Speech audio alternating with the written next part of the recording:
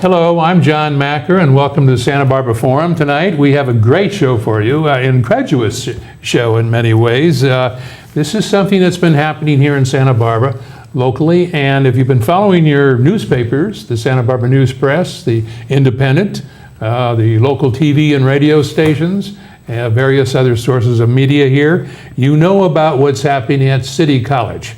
A big deal is happening at City College. Let me introduce our guest tonight for the show. Mark McIntire is our guest. Thank you to be here tonight, Mark. Mark is formerly, I have to put it that way now, a adjunct instructor at Santa Barbara City College in philosophy. And if you've been reading about his ongoing story here, it's pretty amazing what's going. This is really a big deal. It's a big woo, as they say. Let me start off by saying that when Mark was at City College, he was in charge of the colloquium, which is, for the rest of us lay people, is a academic meeting where people who have specialized areas come together and either debate or present their issues and what have you, with a Q&A after for the students. So this is a colloquium, very important piece of your college education. And the guest that Mark invited onto the show, and you've been reading about this, was Michael Shermer. And Michael Shermer was a very accomplished author with 8 or 10 books and a number of other things, but I'm going to turn this over to you now, because this is where the story begins. You've got to hear the backstory, because it's so unbelievable when you hear it. You're just going to say, you kidding? Seriously? Okay, start with that. John, it's a pleasure to be back again. I really like having you on here. Yes. I'm still getting reactions to the show we did, I think, 5 years ago? 2013. Yeah, 2013. And I want to thank you again for sharing your audience with me to tell this many-layered story. And as you have properly introduced, it really begins, but it really ends with the same event. So the beginning is the ending, and the ending is the beginning. It's true. For 23 years, I was a professor of philosophy at Santa Barbara City College.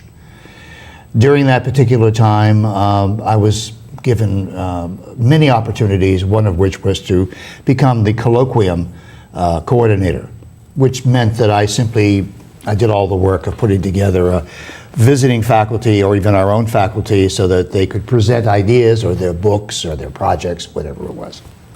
We had an opportunity in March of 2018 to have Dr. Michael Shermer. Now, Dr. Michael Shermer, as many of your viewers know, he's the founder and the head of skeptic.org. He's written many books, as you pointed out, John.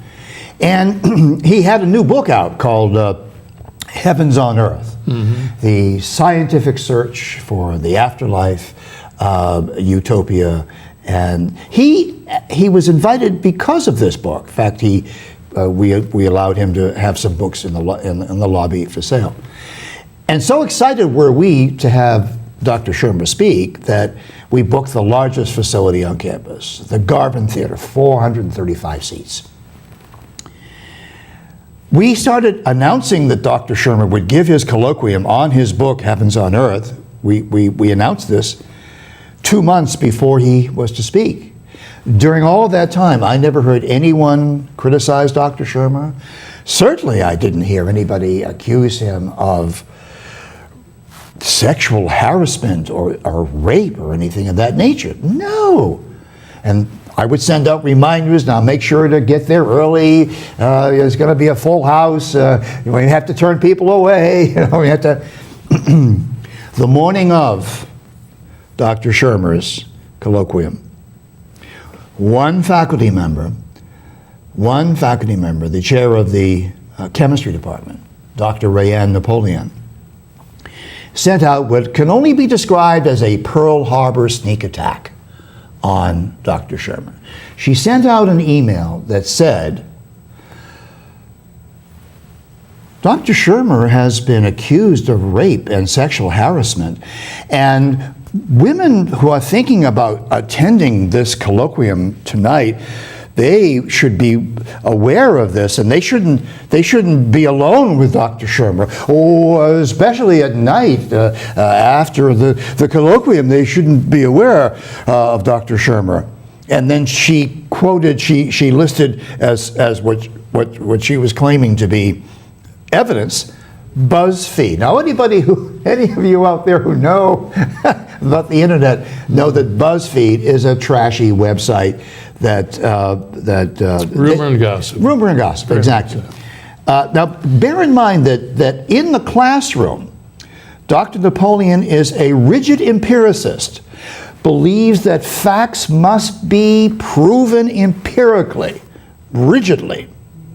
But because of the hashtag #MeToo, the Harvey Weinstein business in Hollywood, she felt compelled to warn people about this BuzzFeed article that was debunked, ruled by Chapman University, where Dr. Shermer was teaching for many years. They looked into it. They read the allegations. There was no police contact. The single woman who made the allegation never went to the police, never went to the hospital for a rape examination kit. As a matter of fact, this one woman, not multiple women, as Dr. Napoleon insinuated, many women, she said in her email. This woman, Allison Smith, actually invited Dr. Shermer to sit on a panel, a sex panel, 2 months later, after the alleged incident. And it's important to note that these were alleged. I mean, Yes. I cannot go emphasize this word now so much nowadays, because there's such a vigilante attitude when it comes to when they think you're guilty. Yeah. He had, the district attorney did nothing about. Nope. He dropped all the charges. there was no proof, police there was report. There to was do nothing. about it. So at least he went through the due process of law, and they found him to be okay. This is, you didn't do this, as far as we have no information that does that. Right. So that's what, but they twisted that around. Yeah. And the way it came out was that he actually was someone who committed rape. Oh, if you read Dr. Napoleon's email, you would have thought this man was a Definitely rapist. was someone Oh, who was a rapist. no question about it. Yeah. Yeah. As a matter of fact, so convincing was Dr. Napoleon's Pearl Harbor sneak attack on Dr. Shermer that we only filled up less than 100 people showed up that night, first colloquium. Now, I didn't tell Dr. Shermer. I was told before I read the early morning email attack. Oh, and by the way, at 4 o'clock in the afternoon, I got a call from a student correspondent, journalist at the Channel's newspaper, and he said, "We're going with a breaking story on our website that despite Dr. Shermer's the accusations against Dr. Shermer, he's going to go ahead and speak anyway." And I said, "Well, yeah, of course he's going to go ahead and speak anyway. These accusations are worthless; they are unfounded, and there's nothing to them." I said, "Have you even tried to contact Dr. Shermer?" And the student said, No. We were told to get this out immediately. Now, the head of this is important because the head of the journalism department is a professor by the name of Patricia Stark. And she was the faculty advisor for the Channel's newspaper. She was the one who urged him to just go ahead and just run with the story. Breaking news. Right? She's also the incoming president of the Academic Senate. This will become important later when we get into what I call the social justice warrior mafia. Cabal, that is now, or the cabal, Right. that is now in control of Santa Barbara City College. Okay, so now we're up to this point here where we have this last minute objection that suddenly pops up out of nowhere, rears its ugly head and says, oh, by the way, this guy is a rapist, which he isn't, of course, but I mean, it's they don't use that term, excuse me. It's insinuated, which is even worse than actually saying it, and you know, that this guy... No, she actually used the word rape. Did she? Yeah, okay, in the email.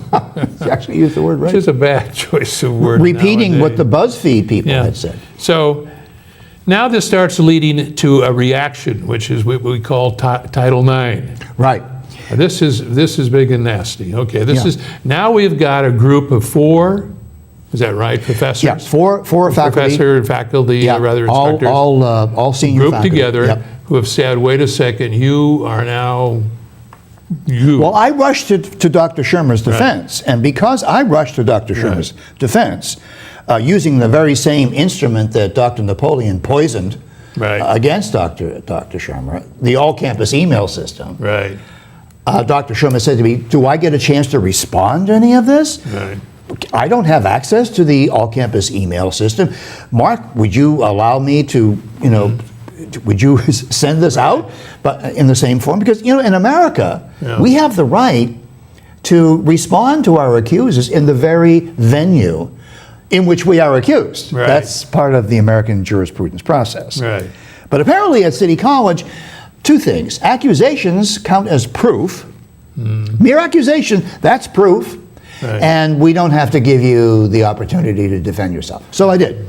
Dr. Shermer gave me a 4 or 5 page defense going through all of the histrionics that led up to the BuzzFeed article, refuted everything. But because I was the one who was the messenger, I had to be shot. So this is one of the bullets that's in the gun of the firing squad at City College to get rid of Mark McIntire. There's only one bullet, but it was the latest bullet. But they took it to the next level, which we've talked about before. Oh, Title IX, which is, yeah. to me, is just almost unforgivable that you have to fight. It's below the belt punching. Yeah. I mean, it's really, And they took it to what we call Title IX. Title IX, just for those like me who don't understand this kind of stuff, is that it is for sexual abuse. Yeah, it's a federal regulation Right. from the Department of Education. Right. It's not a law, it's a regulation. Right. But if you are found guilty of violating Title IX provisions, if you're found guilty, if you're a faculty member, you could be dismissed. If you're a student, you could be expelled. And if you're found with reasonable cause, all of that could be turned over to the police, and later on you could be charged in a criminal proceeding. But no, the Title IX is an in-house, on-campus set of rules and regulations that allow, it's mainly written for student against student. It's really not written for faculty against faculty. And they should have known that. The college should have seen that. And by the way, there's no, in American jurisprudence, there is no law against bullying, by the way. So on May 7th, I'm informed by Vice President for Human Relations, Mona Lisa Hassan, that I am suddenly accused by 4 female faculty members of harassment and bullying under the provisions of Title IX. Why? Because they didn't like the emails that I circulated in defense of Michael Shermer. They said those emails were nasty and offensive and bullying and harassing them. And so therefore I had to be examined. There had to be an inquisition. So that happened on May 7th. 1 week later, on May 14th, my department chairman gives me the 3rd evaluation in a row, unprecedented by the way, you're only supposed to have 2. And he begins his evaluation with, "It is with a heavy heart that I recommend that Mark McIntire no longer teach philosophy at Santa Barbara City College." So there's the second bullet. So I got 1 bullet fired by the Title IX. I get the second bullet fired by my department chairman. So I now know I'm under a firing squad. This is very serious business. Well, now we go back to where this all started. And I do want to end one thing here about Title IX. Yeah. This is a very important point here because, as we talked about, it's the scarlet letter. I mean, it doesn't matter whether you're guilty or not.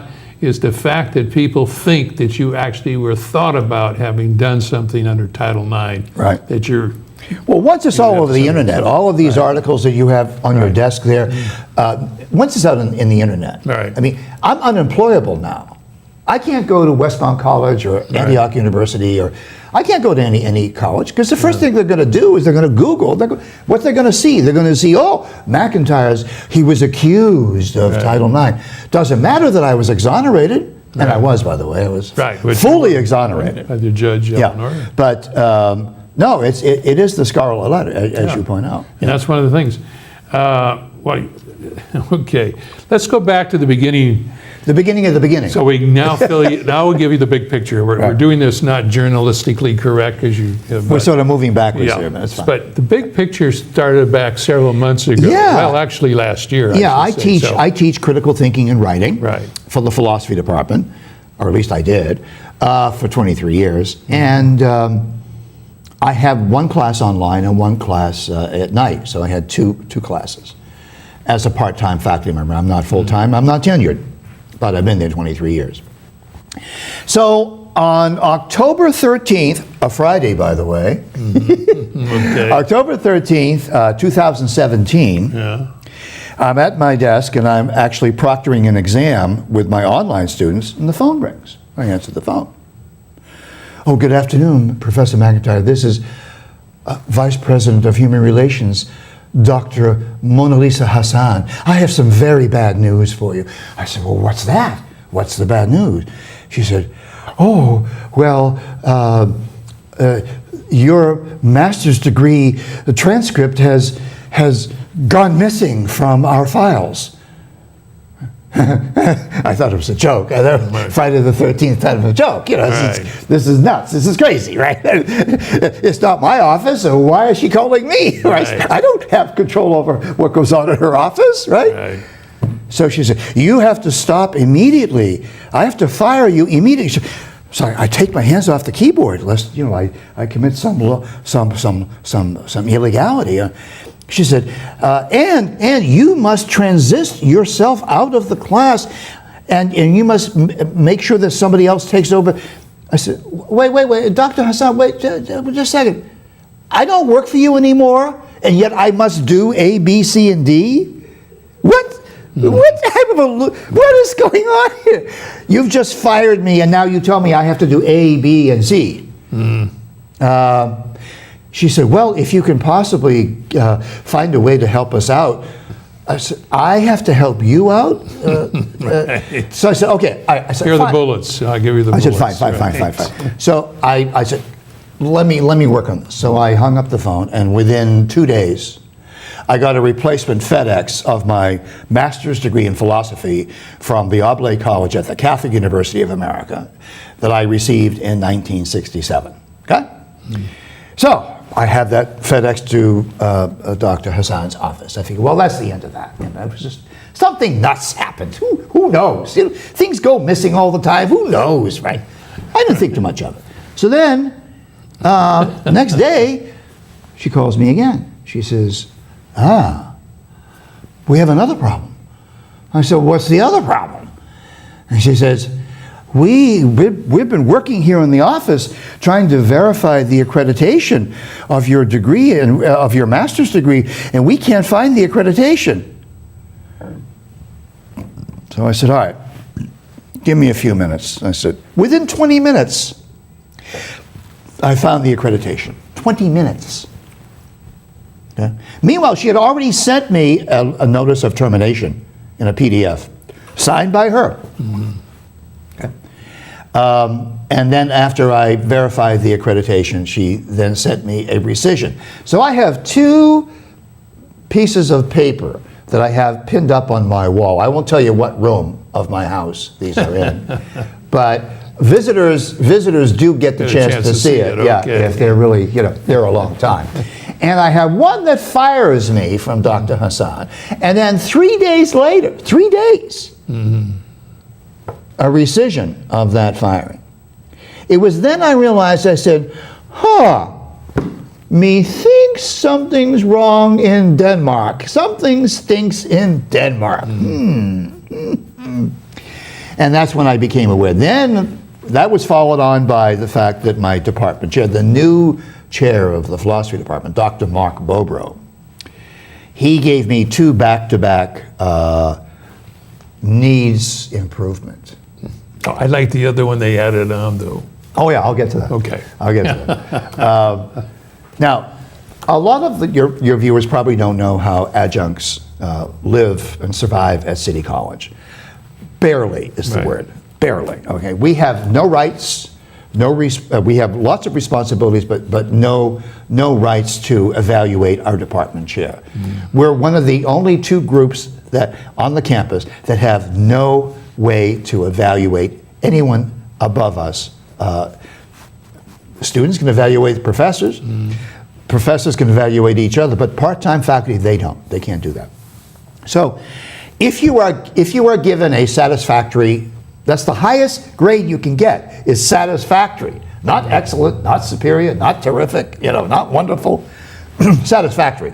It's a pretty low bar, I would think, right?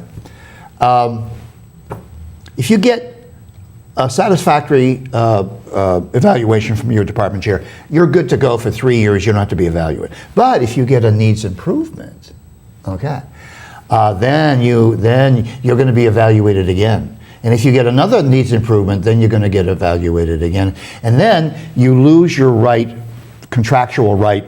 This is where the contract comes in. The contractual right to be rehired. All right. So Dr. Bobrow, in his first negative evaluation, he starts off by saying, "There's too much deduction." Mind you, I'm teaching critical thinking and writing. Okay, right? There's too much deduction in your class. Okay, all right, we can fix that. I'll put a little more induction in there if you like. No problem. No big deal. No problem. But then he goes on to say, "And I don't like your Facebook postings. Some of the postings on your Facebook.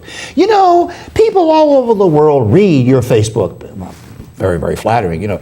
And they know you work at City College, and it doesn't make the department look good. It doesn't make the college look good. He actually writes this on a piece of paper. He said, "And then by the way, you shouldn't assign highly charged political topics for essays and term papers. Especially gun control, especially gay marriage. No, you shouldn't do that."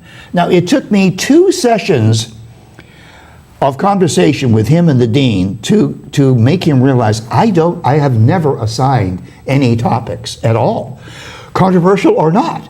I let my students Do it. They assign their own topic. As long as it's a debatable topic, I let them go with it. And you know why? Because at the end of the class, they have to refute themselves to get a good grade. That's critical thinking and writing. That's critical thinking and writing. But no, Dr. Bobrow says, no. They're too young. They're not ready to really argue. The snowflake argument, the snowflake. Let's keep them pampered. Let's not get them upset, So anyway, in the second negative evaluation, he says, he reiterates again, don't assign controversial topics, politically charged topics. After we just demonstrated to him that we don't. I don't. He said, "I'm going to add another requirement, another condition of rehiring you." I said, "What's that?" He said, "Go to a diversity workshop on campus." Which is diversity. Great. I know, diversity. Yes, I feel better just saying the word diversity. Don't you just feel better I know, hearing I love the word diversity? Yes. I feel so much better. It's wonderful, right? We should be diverse. Yes. Now, so I filed a grievance. And that grievance is heard by a dean, Kathy Malloy. She was the acting dean of education. And when we got to the conversation to resolve the grievance, she said to Dr. Bobrow, you cannot condition as a condition of rehiring. You don't have the warrant to require Professor McIntire to go to a diversity workshop. He said, "Well, I withdraw that then. I withdraw that." I said, "Okay, good." And it was agreed at this session that I should get an unprecedented third evaluation. unprecedented. You're only supposed to get 2, and then you're done. But they said, oh, and Dr. Bobrow said, well, you know what? Let's do one more in the spring of 2018. And I expect it will be a positive evaluation. I don't, unless some other thing is a development. Now, the only other thing that was a development is what? The Michael Shermer colloquium. Right. So there you have the 3 bullets. Bullet 1 from Human Resources. Your transcript has gone missing. Bullet 2, my department chairman. Don't assign politically charged topics for your term paper. Naughty boy, you naughty boy. And bullet number 3, Title IX allegations against me for words in emails. Not for touching or feeling or raping or bumping or kissing or groping or this or that. No, none of that. No. Words. Words. And I'm going to just mention a few of them here. Please. Please. Because Stand by, folks. Stand by. So this is all part of what we call the Me Too controversy. Yes. That has taken over our culture in this country, and I'm not against it. Don't misunderstand. I'm not taking a position on this, but it has a lot of ramifications, and it falls onto a lot of people's plates, even though they don't want it.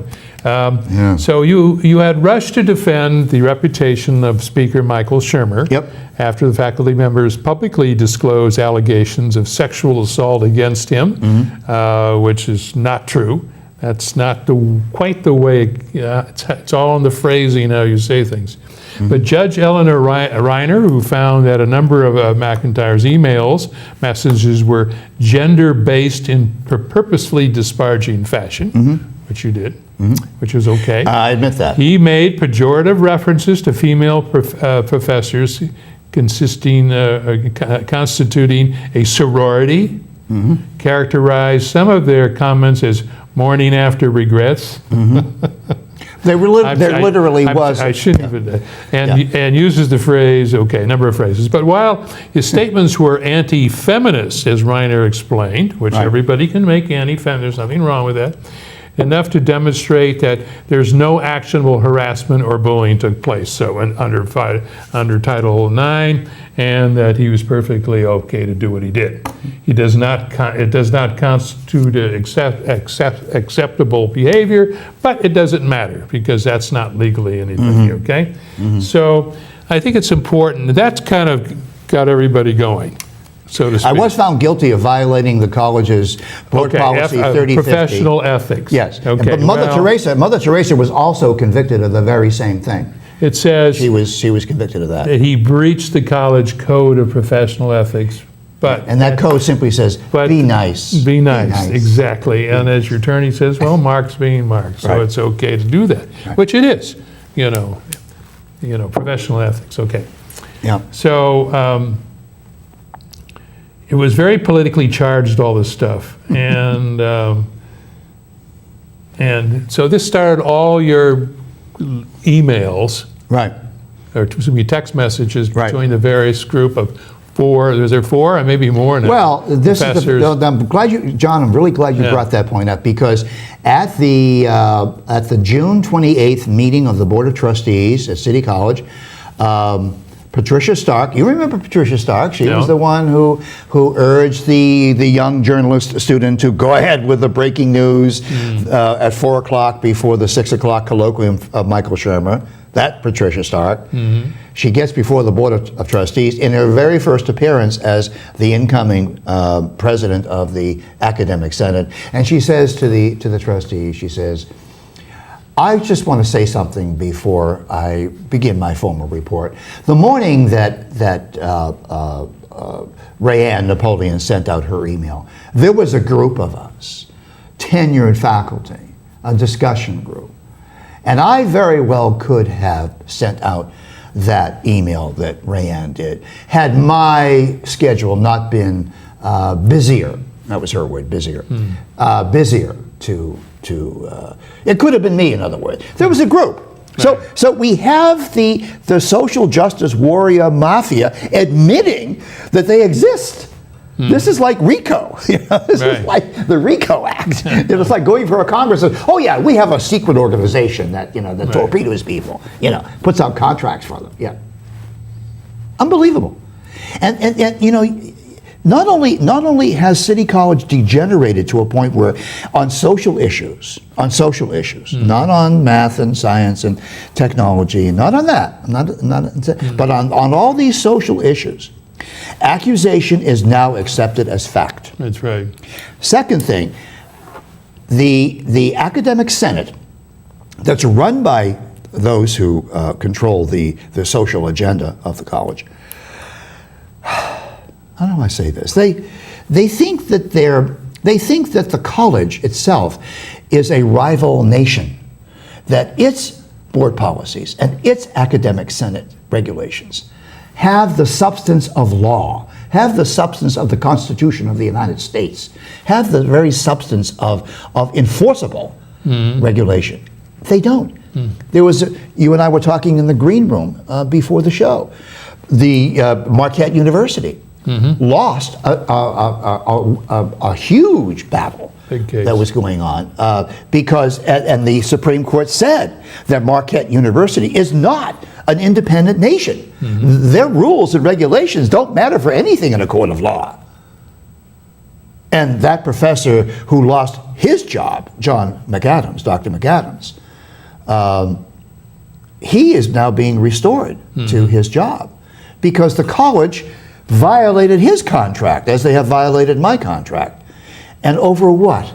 A graduate student refused to let her students in a philosophy ethics class even discuss The subject. wait for it, gay marriage. The very thing Dr. Bobrow doesn't want me to discuss with my students. Right. This is a national phenomenon. It's not just here in Santa Barbara City College. It's all over the place. And it has to be stopped. And the only way to stop this is to take them to court the way John McAdams did in Wisconsin. And that's exactly what I'm going to do. Well, it's going to go to court. I mean, there's no question here.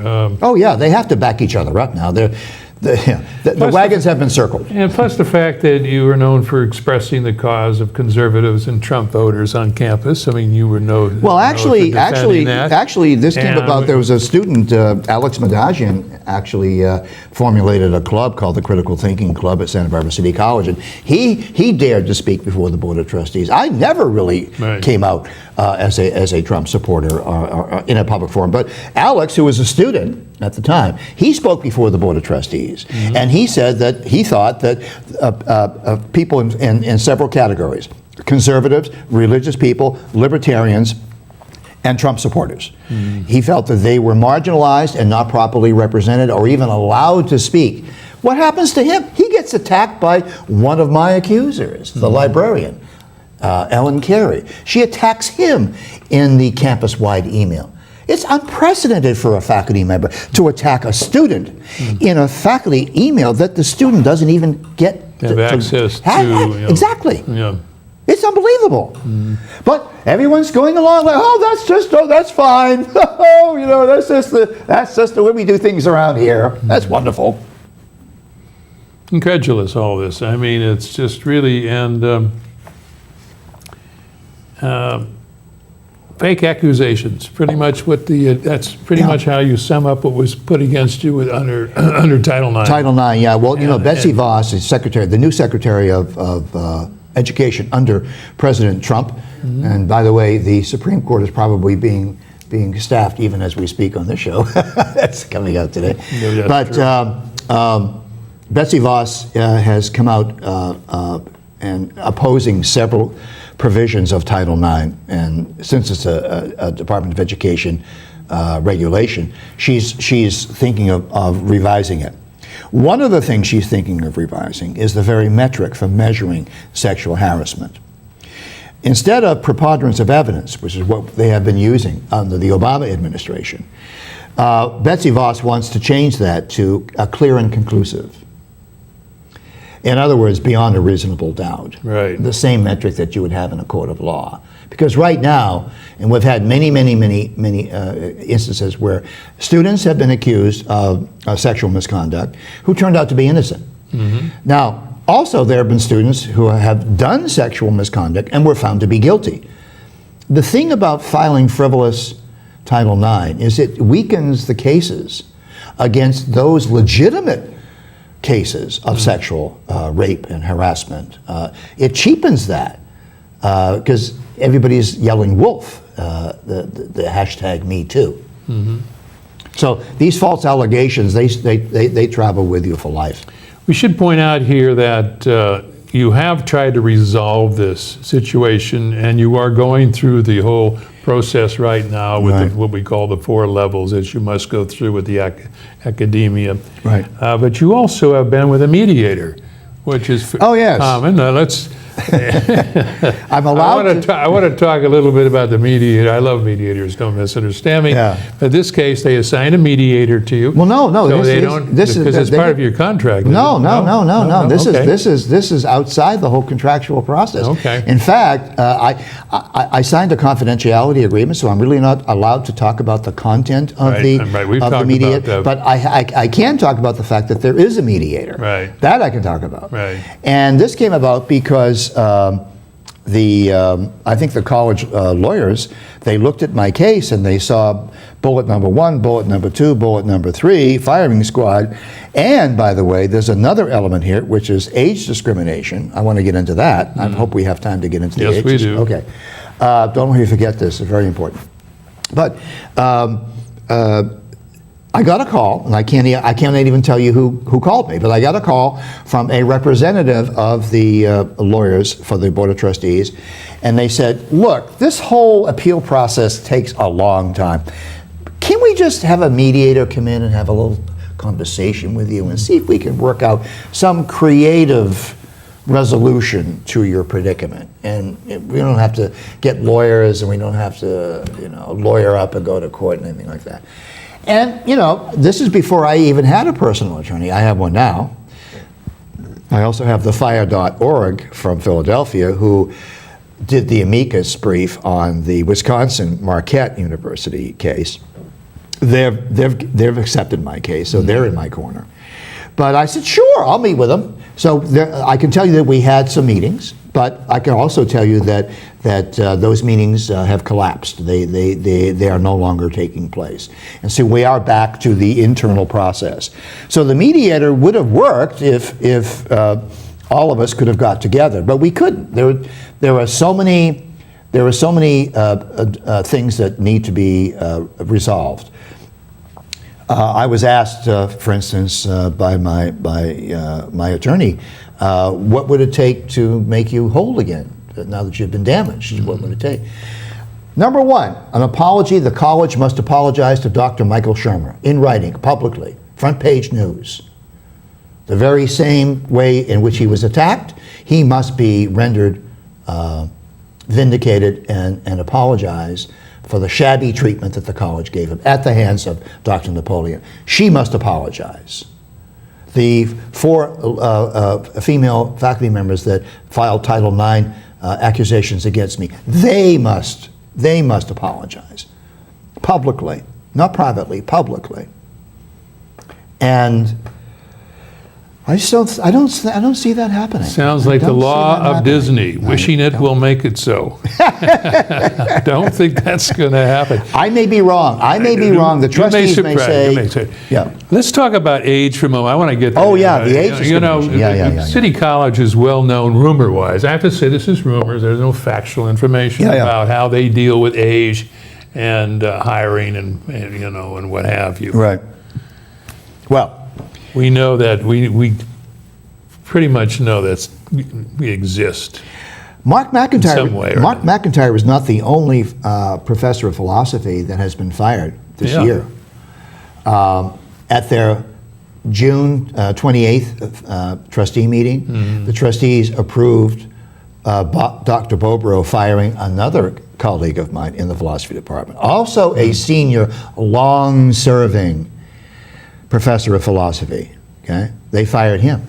All right, and I don't know if the viewers understand this, but there's a de facto fire old and hire young, and the reason for this is because older faculty members like myself and the one that was just recently fired, we're expensive. I mean, I'm at the top of the pay scale because I had 23 years of fabulous, glowing recommendations until Bobro came along. Right.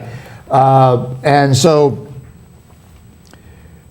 the college has been facing a deficit in their operating budget. And what's a good way to slice into the labor cost? Labor being one of the most expensive things in any college, right? In any business, actually, labor. Right.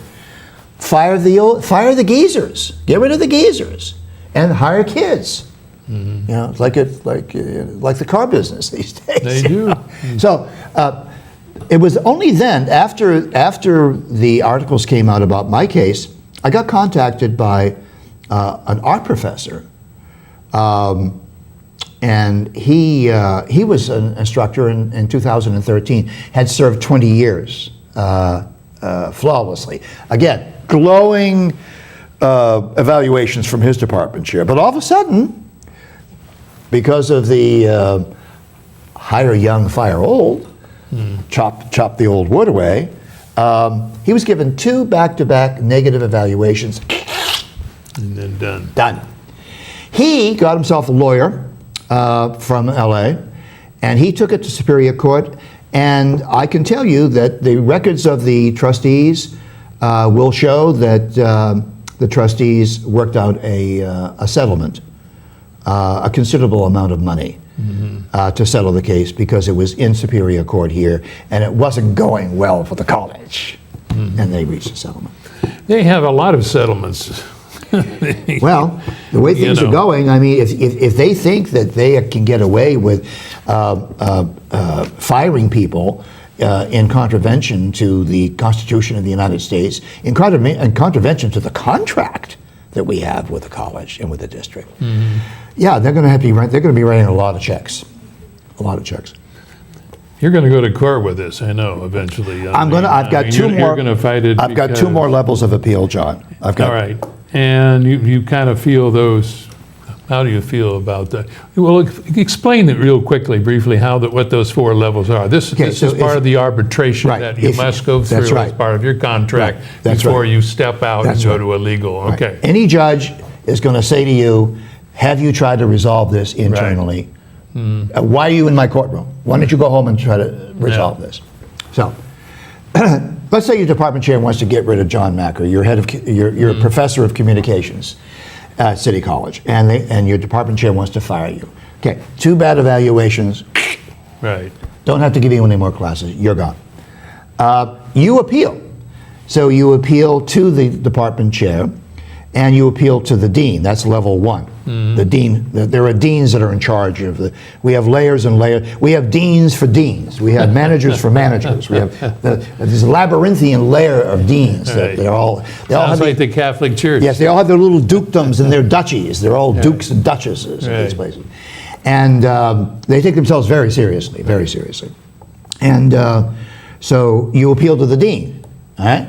Now, the dean can overrule the department chair and give you your job back and say, hey, you didn't do things correctly here. Right. Give John his job back. If the dean sides with the chair and says, yeah, John, you really suck. You don't really do a good job here. We have to get rid of you right now. Right. You don't understand basic concepts of journalism or communications. Maybe it's because you're too old. Maybe that's the case. I don't know. So the next level is to the executive vice president. This is the number 2 person in charge of the college. We lost our executive vice president, Dr. Paul Jarrell. He quit, and he's now in Seattle. We have a new one, Dr. Pamela Ralston, and I have met with her, and I'm waiting for her determination before I take the next step. I don't know what she's going to say. I'm not going to say on this program. Right. I'm not going to prejudge her. We'll just have to wait and see. Let's suppose, though, she sides with the dean and she sides with my department chairman. She says, McIntire, you're out. Then it goes to the president of the college, Dr. Anthony Beebe. And he doesn't have to really make a determination. He can send it right to the Board of Trustees. Just kick it over there. And He can punt the ball, actually, Right. yeah, if he wants to. So only after I have exhausted all of that can I actually approach a judge and say, you know, I need relief. I need to. I've suffered damages. I'm unemployable because I've got a Title IX thing hanging around my head. My department chair and the deans and the vice presidents have violated my constitution. They lost my transcript.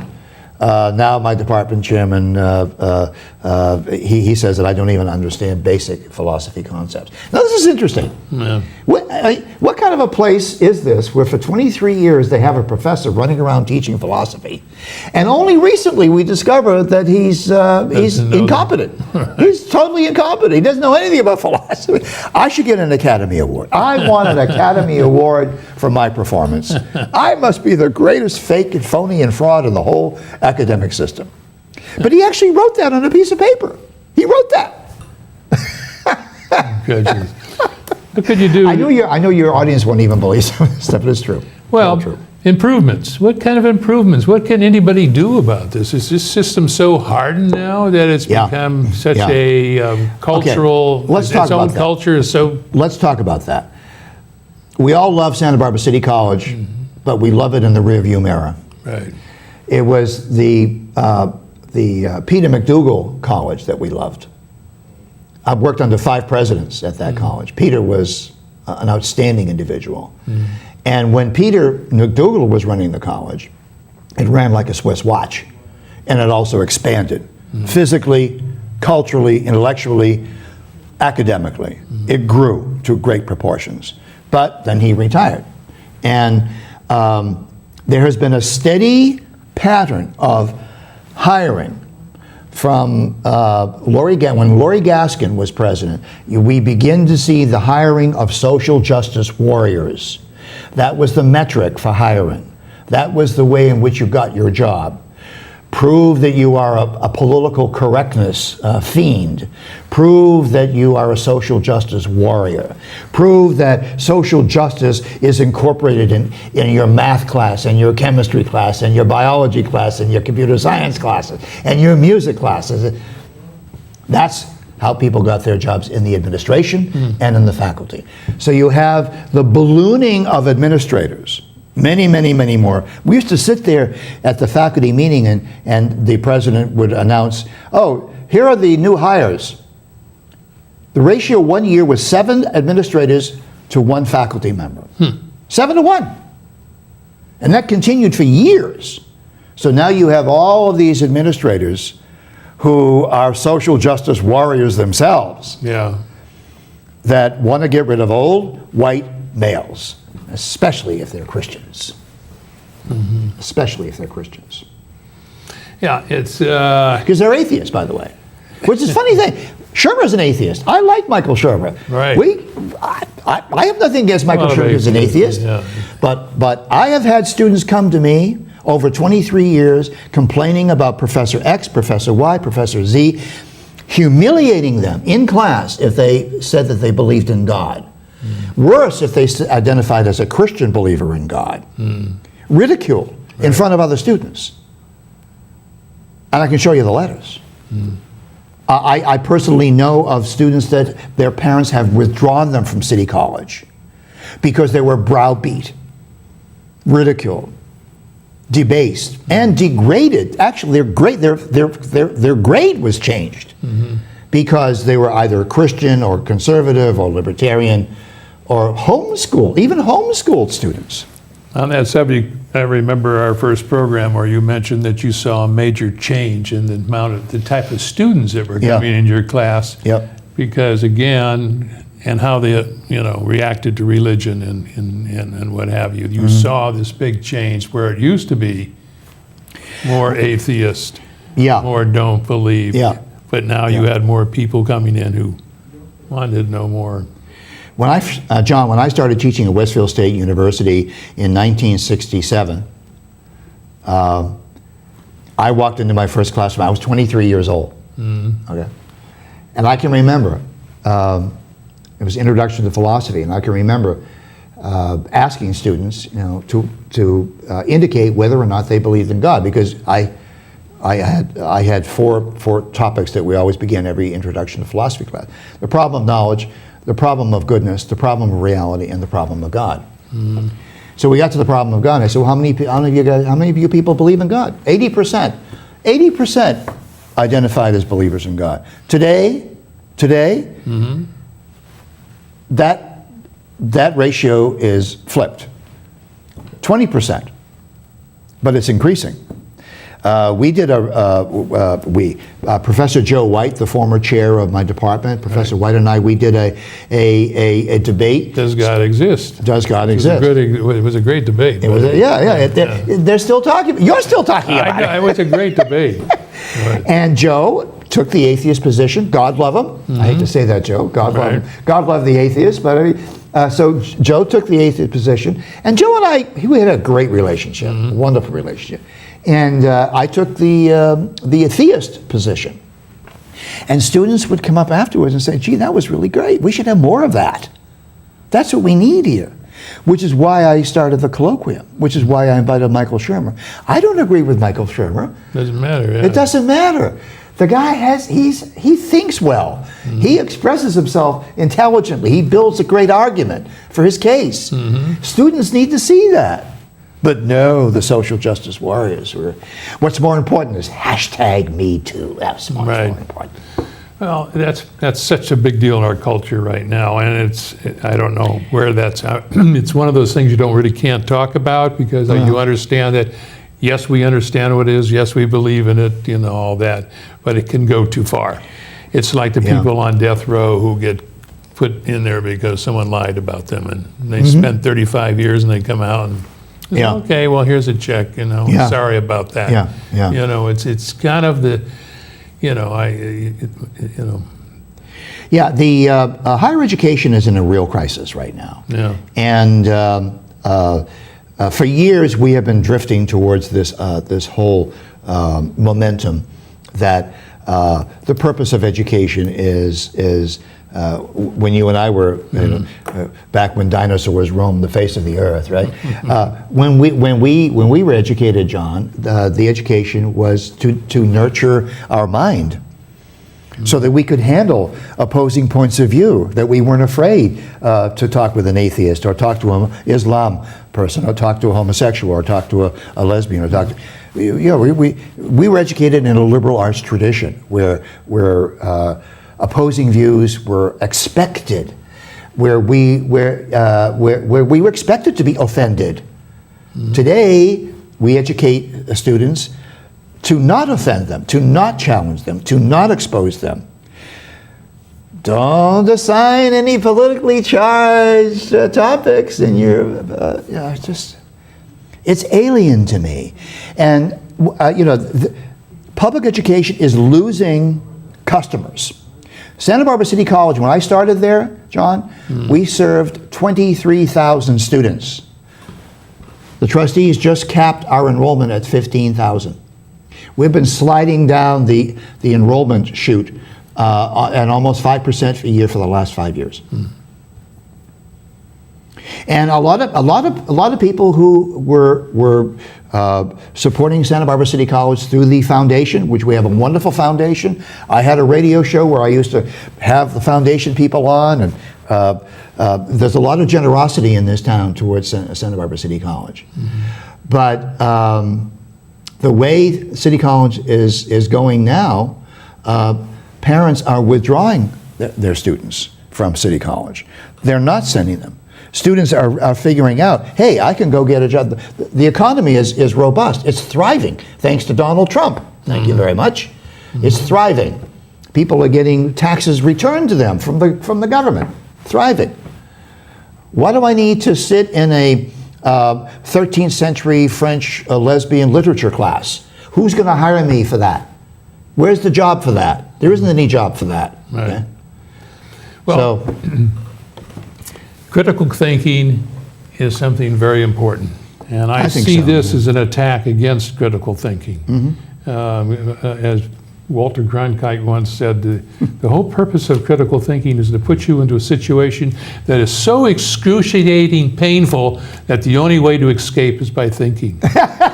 That was his definition of critical thinking. I like that. And I thought didn't know that. I'm gonna look. Yeah. That's great. So we did a show together. You said that once. So, and I thought, that's perfect. Exactly what it is. Right. And when you take that away, when you remove all that stuff, then you don't have critical thinking anymore. When you just tell them, I can only talk about this, this, and this, pick what flavor you want on the shelf for that, and that's it. That's not critical thinking. No. We got to put you in a situation that there's no way out other than to figure it out. Right. This is how I get out. Yep. Thinking. Yep. Yeah. Well, the Academic Senate in 2017, they had their own colloquium going. But it wasn't a colloquium, it was an indoctrination. Do you know what one of the topics was? And by the way, Patricia Stark, the president of the Academic Senate, she was very proud to unveil this colloquium that they were going to. Do you know what one of the topics was? You're not going to believe this. Okay. One of the topics that they were advertising was the vagina is a pre-existing condition for the restoration of democracy. Now, can you imagine if somebody put up a poster, the penis is a necessary precondition for restoration of democracy? You'd be laughed out silly. That's right. But you see, their notion of critical thinking is not opposing points of view. Their notion of critical thinking is, let's indoctrinate you so that you can defend social justice warriorship. Yes. Yeah, that's right. Well, we're coming to the end of the show here. Oh, no. I think we only got about 2 minutes left. How do you want to sum this up? How do you feel you're going to end up on this? We talked about this the other day, so we know where you're going to go with it. I'm very stoic. I'm a I stoic think the individual. probability is certainly on your side, as you know. and Whatever happens, possibility, I'm ready for it. Okay, We talked about this. There's nothing they can take. What's the song that Janis Joplin sang? Once. Freedom's just another word for nothing left to lose. Yeah. And she's right. She's right. And that's the great. That's exactly what the situation you're in. They've put you in a corner where I have nothing left to lose. You just took everything from me. You took my job. You took my reputation. You took my students. Right. You took my life. You took them all. And just because you have this cabal, I use the word mafia now. Mafia. Cabal, mafia, I'll let group, you gang, use those words, 'cause gang, conspiracy. A lot of words. But I've been found guilty of using nasty words. So We want you to know that you have a GoFund. A GoFundMe, yes, under to pay for my legal expenses, and they're mounting up. But if you just Google GoFundMe. Mark McIntire, you'll get right there. That's right. Where you are, and you can help with the legalities of this. And we've raised over $7,000, almost $8,000 so far. I saw it today. You hit 8,000 today. Oh, we did? You did. I didn't even know that. Yeah. So you're not counting your money. You need to count your attorneys will count your money. Yeah, I know. They're going to take it. All right. I want to thank you for providing the forum for this because citizens need to know how their money is being spent at Santa Barbara City College. They should. And they would be very disappointed if they even knew more that we could tell you, but we can't tell you right now because of legalities. Exactly. Okay, 23 seconds.